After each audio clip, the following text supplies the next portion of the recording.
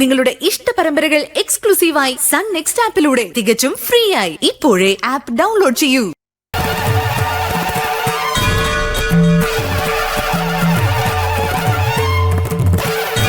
എന്റെ ദൈവമേ, ഇത് ഞാൻ തന്നെയാണോ? കണ്ടിട്ട് എനിക്ക് തന്നെ വിശ്വസിക്കാൻ പറ്റുന്നില്ല. അപ്പൊ പിന്നെ ഇത് നേരിട്ട് കണ്ട ഞങ്ങൾക്കോ അല്ല ചോട്ടു? തനിക്ക് ശരിക്കും നാഗങ്ങളുടെ അനുഗ്രഹം കിട്ടിയെന്നാ ഇവിടെ എല്ലാരും പറയുന്ന. എനിക്കൊന്നും ഓർമ്മയില്ല രൂപേഷേട്ടാ. മോളിതെല്ലാം കണ്ടായിരുന്നോ?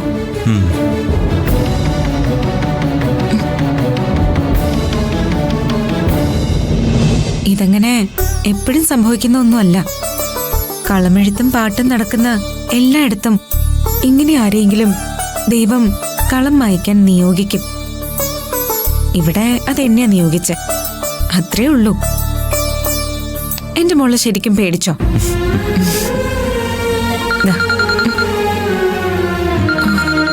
ആരാ? കരുണനങ്കിളാ. ആ കാർ ആരുടേതാണെന്ന് എന്തെങ്കിലും വിവരം കിട്ടിക്കാണും? പാവം അങ്കിള് നമുക്ക് വേണ്ടി ഒരുപാട് ബുദ്ധിമുട്ടി. എടുക്ക, ഒരു മിനിറ്റ്. Hello uncle. ഞാൻ വിളിക്കാതിരുന്നത് മനഃപൂർവ്വമല്ല. പറയാൻ എന്തെങ്കിലും ഒരു എവിഡൻസ് കിട്ടട്ടെ എന്ന് വെച്ചു. ഇപ്പോ എന്തെങ്കിലും കിട്ടിയോ?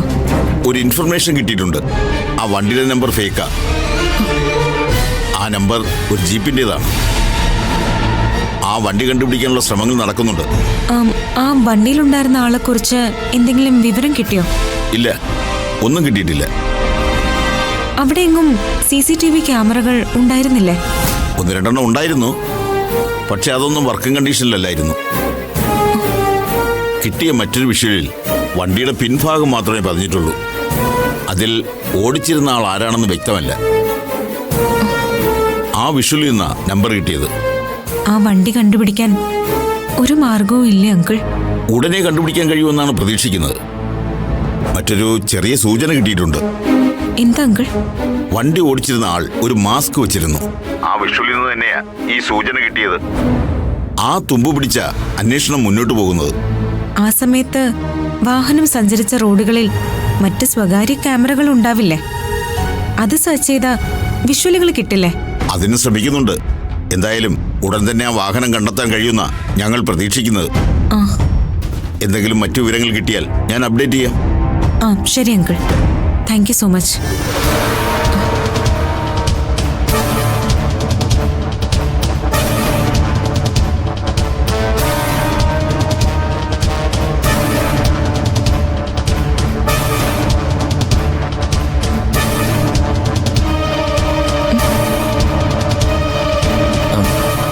എന്താ ദർശനെ പറഞ്ഞ? ആ വണ്ടിയുടെ നമ്പർ ഫേക്കാണെന്ന്. ആ നമ്പര് ഒരു ജീപ്പിൻ്റെതാണെന്ന്. അപ്പോ ഒരു കാര്യം ഉറപ്പാ, അതൊരു വെറും ആക്സിഡന്റ് അല്ല. ആരോ പ്ലാൻ ചെയ്ത് എന്റെ മോളെ വണ്ടി ഇടിപ്പിക്കാൻ ശ്രമിച്ചതാ.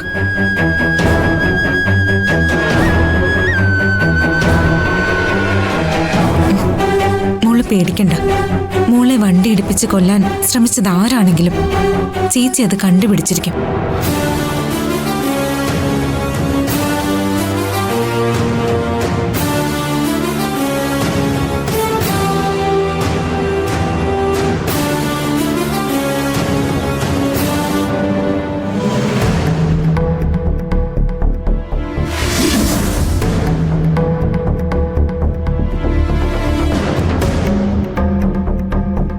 വിശ്വേട്ടന് കർമ്മങ്ങൾ ചെയ്യാനുള്ള തീയതി ജോത്സ്യൻ കുറിച്ചു തന്നു. ഇത്തവണയെങ്കിലും മുടക്കം കൂടാതെ കർമ്മങ്ങൾ നടത്താൻ പറ്റിയാൽ മതിയായിരുന്നു. എന്തുകൊണ്ടാ ഇതുവരെ വിശ്വേട്ടന്റെ ആത്മാവിന് മോക്ഷം കിട്ടാതിരിക്കുന്നത്? എല്ലാരും പറയുന്നത് പോലെ ഇതുവരെ ചെയ്ത കർമ്മങ്ങളൊന്നും തൃപ്തിയില്ലാഞ്ഞിട്ടാണോ?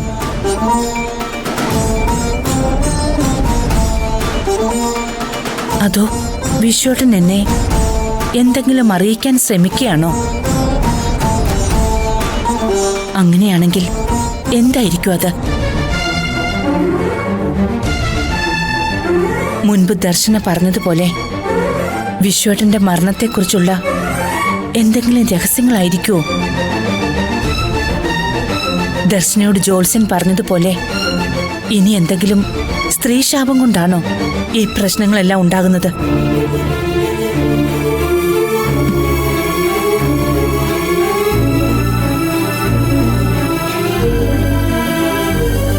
എന്തായാലും ഇത്തവണ കർമ്മങ്ങൾക്കൊന്നും ഒരു മുടക്കം ഉണ്ടാവരുത്. മരിച്ചുപോയ ആത്മാക്കൾ ഭൂമിയിൽ അലഞ്ഞു നടക്കുന്നത് ശാപമാണ്. എന്റെ വിശ്വേട്ടൻ അങ്ങനൊരു ശാപത്തിൽ പെടാൻ പാടില്ല. ഞാനതിന് സമ്മതിക്കില്ല.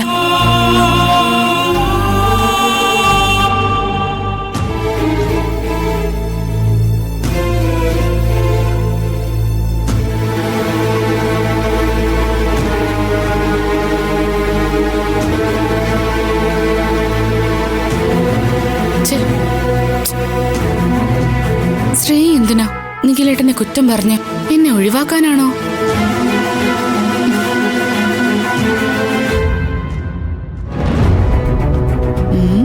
ശ്രേയയോട് തന്നെ ഒരു ഹെൽപ്പ് ചോദിച്ചാലോ?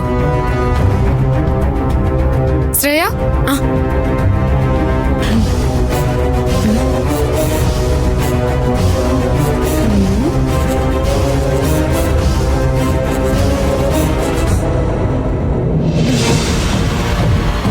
എന്താ? ശ്രേയക്ക് ഞങ്ങളെ ഒന്ന് ഹെൽപ്പ് ചെയ്യാവോ? എന്ത് ഹെൽപ്പ്? ഞങ്ങളുടെ റിലേഷൻ സക്സസ് ആവാൻ. എന്ത് റിലേഷൻ? നിഖിലേട്ടനും ഞാനും തമ്മിലുള്ള റിലേഷൻ. നിഖിലേട്ടനും ശ്രേയയും തമ്മിൽ നല്ല ഫ്രണ്ട്ഷിപ്പാണെന്ന് എനിക്കറിയാം. എനിക്ക് നിഖിലേട്ടനില്ലാതെ ജീവിക്കാൻ പറ്റില്ല. ഞങ്ങളെ ഒന്ന് ഹെൽപ്പ് ചെയ്തൂടെ? അമ്മടി ഭയങ്കരി, എന്റെ ഭർത്താവാണ് നീ ഈ പറയുന്ന നിഖിലേട്ടൻ. എന്റെ ഭർത്താവിനെ കല്യാണം കഴിക്കാൻ ഞാൻ നിന്നെ സഹായിക്കണോ അല്ലേ? എടാ ഊള നിഖിലേ, ഇതിനൊക്കെ കാരണം നീയാണ്. ഇവള് നിന്റെ നെഞ്ചത്തോട്ട് കയറി വന്നപ്പോ തന്നെ പറഞ്ഞ് സ്റ്റോപ്പ് ചെയ്തിരുന്നെങ്കിൽ ഇവൾ ഇങ്ങനൊരു കാര്യം പറഞ്ഞ് എന്റെ അടുത്തേക്ക് വരുമായിരുന്നോ? ശ്രേയ എന്താ ഒന്നും പറയാത്ത?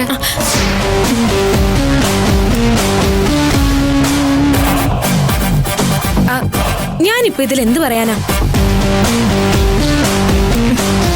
നിഖിലേട്ടനോട് എന്നെ എത്രയും പെട്ടെന്ന് കെട്ടാൻ ഒന്ന് പറഞ്ഞൂടെ? ഞാൻ എന്തെങ്കിലും എടുത്ത് ഇവളുടെ തല ഇപ്പൊ തല്ലി പൊട്ടിക്കും. അവള് പറയുന്ന കേട്ടില്ലേ? ഒന്ന് പറഞ്ഞൂടെ? ഞാൻ പറഞ്ഞിട്ട് എന്താ കാര്യം? സ്നേഹമൊക്കെ ഉള്ളിന്ന് തോന്നേണ്ടതല്ലേ? നമുക്ക് തോന്നുന്ന സ്നേഹം നമ്മളോട് ഒരാൾക്ക് തിരിച്ചു തോന്നിയില്ലെങ്കിൽ അത് വൺ സൈഡ് ആയി പോവില്ലേ? എന്ന് പറഞ്ഞു? എന്ന് പറഞ്ഞ ദൈവം തീരുമാനിച്ചിട്ടുണ്ടെങ്കിൽ നിനക്ക് നിഖിലിനെ കിട്ടും, ഇല്ലെങ്കിൽ നിഖിലിനെ കിട്ടില്ല.